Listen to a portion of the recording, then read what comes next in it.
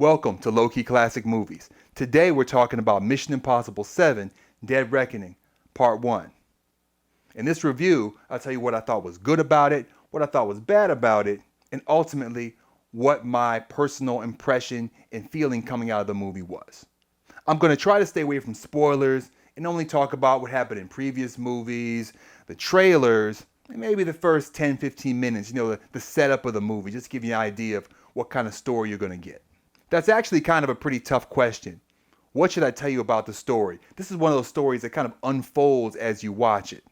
I'll probably just give you a good idea what the premise of it is, how it kind of incites the movie to move forward, and then tell you, it's just kind of a ride from there, and, the turns and revelations as it goes forward. So as the movie opens, Ethan Hunt is still an IMF agent. However, he quickly finds himself involved in a situation that perhaps puts him at odds with all the world's governments, including the United States government. The core returning IMF members are Benji and Luther, played by Simon Pegg and Ving Rhames, respectively. They're back, and they make up the core along with Ethan of the IMF team. Pretty quickly, actually in the teaser, the new threat is presented, though it remains kind of mysterious, and I won't give away too much about it, except that the new threat is very topical kind of combination of modern concerns about technology and about how we can perceive and find truth in media. If that sounds kind of weird to you, the premise of this movie is kind of weird, and it didn't really bother me or keep me from enjoying it, but I could see other people feeling that way because it is, for a Mission Impossible movie, on the more esoteric side, kind of out there a bit. It's not quite as on the nose as some of the villains of previous movies. As I said, pretty quickly, the mission that Ethan finds himself on sets himself apart from even his own government, and so the IMF team kind of finds themselves alone facing this threat, which kind of raises the stakes, which was the intended purpose, I think, and also it's kind of intrinsic to the plot ultimately. Now, if you've seen the trailer, you probably recognize some other faces from previous movies. There's some callbacks to several different movies, which I think is pretty cool, and I'll leave it for you to find out and figure out where those callbacks are. But this movie seemed to me to be a clear ode of the screenwriter to the core Mission Impossible concept and kind of a throwback to some of those earlier movies, especially the first one, which was more true to what the TV show had been. Before I go any further, let me just say that even though this movie says part one of at least two, it has its own narrative and emotional arcs in it. It's a complete movie. If anything, my concern is for the next one trying to follow this one up. But this movie stands on its own and doesn't really feel like part of a movie the way some part one of two or beginning of trilogies might. It feels like its own movie, so don't worry about that if that was a concern. So what did I like about it? Well, the teaser, which kind of comes before the Mission Impossible opening with the montage that we've seen for several movies now. That teaser is done very well. It introduces the threat. It's mysterious but interesting. And I think he did a very good job in setting the movie forward with the initial scene. As I hinted at before, one of the things that I like the most about this particular Mission Impossible movie is how it felt more like a Mission Impossible movie than some of the previous one had, specifically the last one. I don't know what it was about Fallout, but Fallout and even Rogue Nation felt more like generic kind of espionage movies to me.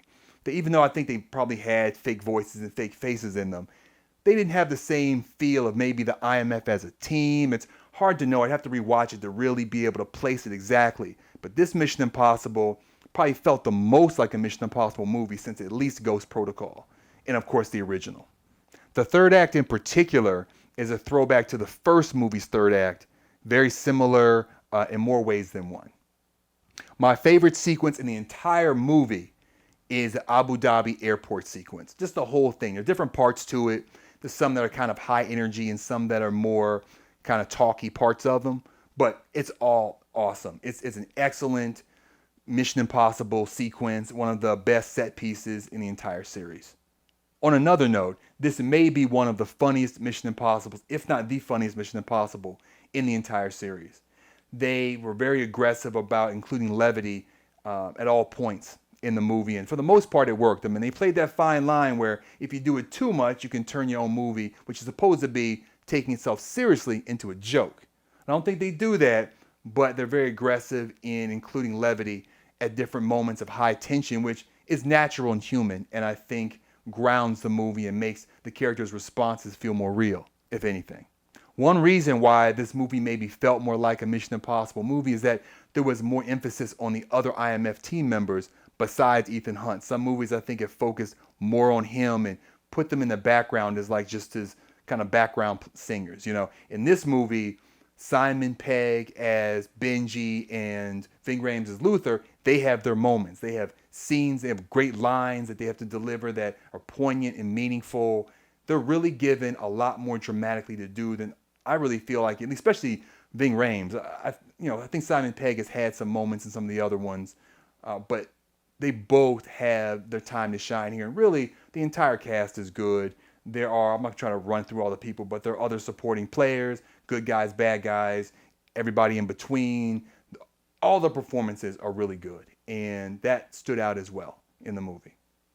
Mission Impossible 7 ends with a strong third act, and I think that's critical. A lot of movies start off good and kind of trail off, and that can leave the audience at the end of the movie unhappy. This movie leaves you very happy, feeling like you really had a great experience. There are certain points in the third act that are better than others. It's not like the Abu Dhabi airport one where to me it's just money all the way through.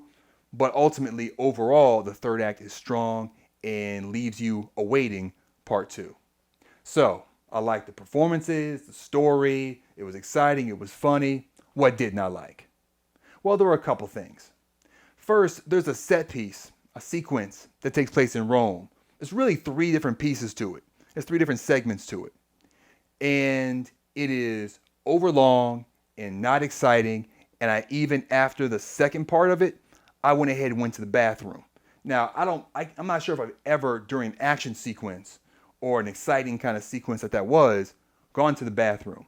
But I did, because the problem is it drew everything out. It's 2 different types of scenes that are connected too. It's like a chase scene, then stops, and then there's some stuff going on, and then they run up another chase scene.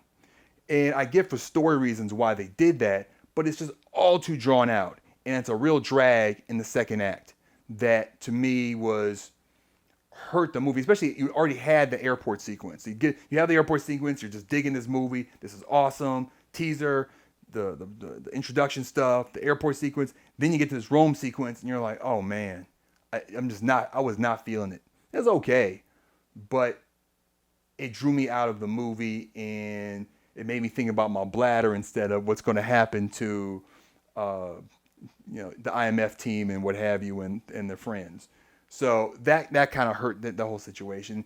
And that kind of plays into a larger point, which is this movie is 2 hours and 43 minutes. It's a long movie. And it's a complicated plot, but it didn't need to be 2 hours and 43 minutes. Now, I know for a fact that the writer and director is the same person. And when that happens, they tend not to want to throw anything out. They tend to have a lot of authority. He's got a very good relationship with Tom Cruise, who's a powerful producer behind the movie as well as the lead actor. And I think you end up with kind of that Christopher Nolan situation where he's just going to put everything in and say, that's my movie, take it or leave it. And so for that reason, I think some scenes are overly long. As I just explained, the Rome sequence is kind of drawn out. The middle part of the Rome sequence, just to roll back to that for a second, that one's cool. But the beginning and end are both drawn out, and you're ready for it to be over and for the movie to move on to the next thing. That's not a good feeling to have.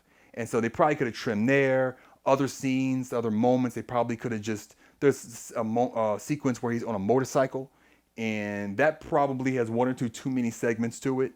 You probably could have trimmed that down, but it's not super too long. Like maybe 2 hours and 20 minutes, 2:25.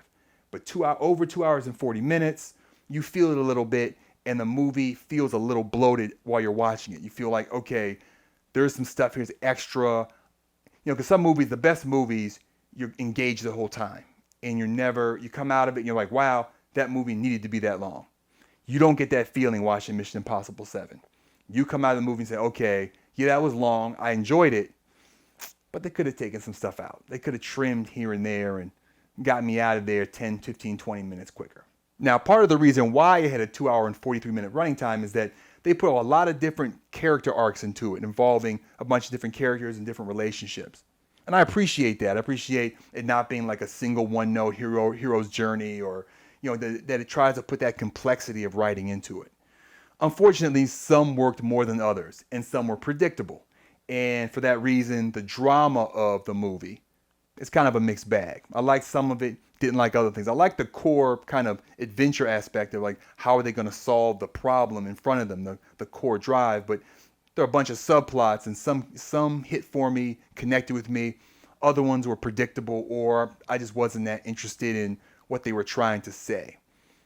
There's a thing they're doing about the one theme they have in there is like what it means to be an IMF agent. And that was interesting to bring up in like the 7th movie, and they hadn't really talked about that much before. I think maybe one other movie they did, maybe the last one. Same writer, so that could be possible. But that one, I felt like they tried to put more weight into it than really worked.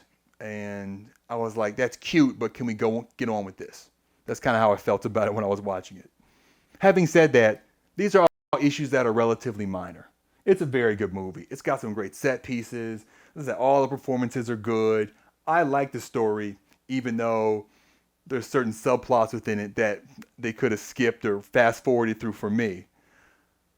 But it's an excellent movie. I'm going to give it an 8 to start off. That's in the very good category if I want to put like a name to that. 8. It's very good.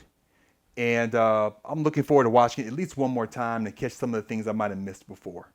If you're a Mission Impossible fan, if you watch the other ones, definitely watch it. Come in with an open mind, though, about the story and what they're trying to do with that. But you can expect a lot of stuff, a lot of goodness that you've seen in the other ones. And to me, an above average Mission Impossible movie in terms of the whole series. So if you made it all the way through this review and you enjoyed it, please, as I said, consider liking and subscribing. And I put a video up here, I think another one that I'm pretty happy with, that I'd love for you to check out. So click on that video, take a look at it, see what you think. If you're not digging it, go ahead and click away. Just give it a shot. I'd appreciate it. And thanks for watching.